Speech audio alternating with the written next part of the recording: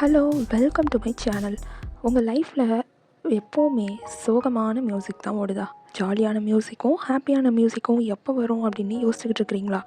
இப்போ ஒன்று யோசிச்சு பார்த்துருக்கீங்களா? யாராக இருந்தாலும் எவ்வளோ ஒரு மன கஷ்டத்தில் இருந்தாலும் ஒரு சின்ன குழந்தையோட பச்சிளம் குழந்தையோட சிரிப்பு சத்தம் அவங்கள மாற்றிடும். மைண்டும் ஒரு விதமாக ரிலாக்ஸ்டாக ஆயிரும். அதே மாதிரி இப்போது வேறு சில சிரிப்பு சத்தம் உங்கள் மனநிலையையே மாற்றும் அப்படிங்கிறத இந்த கதையில் சொல்கிறாங்க. வாங்க என்னன்னு பார்க்கலாம். இது நடந்த சம்பவம் சீனாவில். அங்கே ஒரு பழங்கால கிராமம் இருந்தது. அந்த கிராமத்தில் மக்கள் அடிக்கடி சில விசித்திரமான காட்சிகளை பார்ப்பாங்க. என்ன அப்படின்னா, ஒரு 3 வயசான துறவிகள் அவங்க தினமும் அந்த கிராமத்துக்கு நடுவில் நடந்து போய்கிட்டு இருப்பாங்க. அவங்க எல்லாருமே ஒரே மாதிரியான ரோப்புகளும் துணிகளும் அணிஞ்சிருந்தாங்க. அவங்க கிராமத்துக்கு நடுவில் வந்ததுமே அவங்க செய்கிற ஒரே செயல் என்னன்னா சிரிக்கிறது.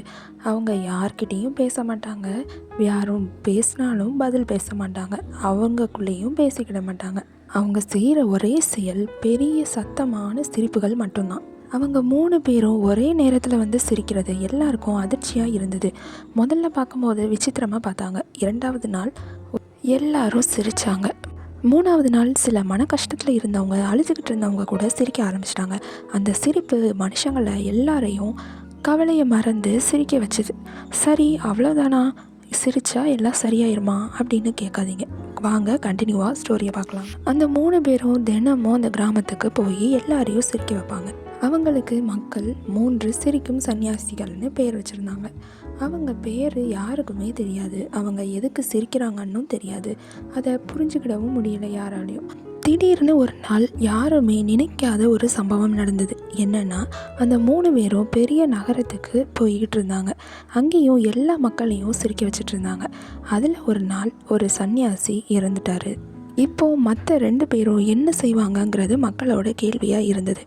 ஆனாலும் யாரும் எதிர்பார்க்காத விதமாக அந்த 2 பேரும் மறுபடியும் வந்து சிரிச்சுக்கிட்டு தான் இருந்தாங்க. மக்கள் எல்லாரும் ரொம்ப அதிர்ச்சியாக பார்த்தாங்க. மக்கள் எல்லாரும் அவங்களுக்குள்ளேயே பேசிக்கிட்டு இருக்கிறாங்க. அவரோட நண்பர் தானே இறந்துட்டாரு, இது ஒரு இழப்பு. இந்த இழப்பு அவங்களுக்கு கொஞ்சம் கூட வருத்தத்தை ஏற்படுத்தாதா அப்படின்னு யோசிக்கிறாங்க. அப்போவும் அந்த 2 சன்னியாசிகளும் தன்னோட நண்பன் உடலுக்கு பக்கத்தில் போய் மிகவும் ரொம்ப சத்தமாக சிரிச்சுக்கிட்டு இருந்தாங்க. அந்த 2 நண்பர்களுமே சொல்கிறாங்க, எங்கள் நண்பர் வாழும் போதும் அழலை, அவரோட லைஃப்பில் எந்த ஒரு நெகட்டிவிட்டியுமே இல்லை, அப்படி இருக்கும்போது அவரோட இறப்பு மட்டும் எப்படி அழுகையில் முடியும் அப்படின்னு சொல்கிறாங்க. அவரோட வாழ்க்கை சிரிப்புக்கு மட்டுமே உரியது, இதை மக்களும் நீங்களும் ஒரு நாள் உணர்வீங்கன்னு சொல்கிறாங்க. மேலும் அந்த துறவிகள் சொல்கிறாங்க, எங்களோட நண்பர் இறந்துட்டார், ஆனால் அவரோட இறப்பதற்கு முன்னாடியும் ஒரு விஷயத்தை திட்டம் போட்டிருந்தார். நான் இறக்கும்போது கூட மற்றவர்கள் அழக்கூடாது, என்னோட துணிகளுக்கு இடையில் சில பட்டாசுகள் வச்சுருக்கிறேன், நான் என்னோட உடல் எரியும் போது அந்த பட்டாசுகளும் வெடிக்கும் அப்படின்னு சொல்கிறாரு. அதே மாதிரி அவரோட உடல் எரியும் போது பட்டாசுகள் சத்தம் கேட்குது, வெடிக்கவும் ஆரம்பிச்சுது. மக்கள் பார்த்து முதல்ல ஆச்சரியப்பட்டாங்க, அதுக்கப்புறம் சிரிக்க ஆரம்பிச்சிட்டாங்க. ஒரு சிரிப்பான மரணமாக அமைஞ்சுது. மற்ற 2 சன்னியாசிகளும் அவங்களோட கடைசி சிரிப்பை சில நாட்களில் சிரித்தாங்க.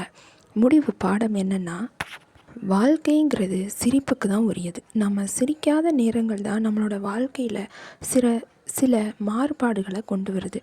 மரணத்தை கூட சிரிப்பில் மாற்றக்கூடிய அந்த மனநிலை தான் உண்மையான தியானம். நாமளும் அந்த துறவிகள் மாதிரி இல்லைனாலும் சில சோகமான சூழ்நிலைகளை மாற்றி நம்மளோட லைஃப்பில் சோகம் எதற்குன்னு யோசிச்சுட்டு அதை தூக்கி போடுங்க. லைஃப் ஜாலியாக இருக்கும்.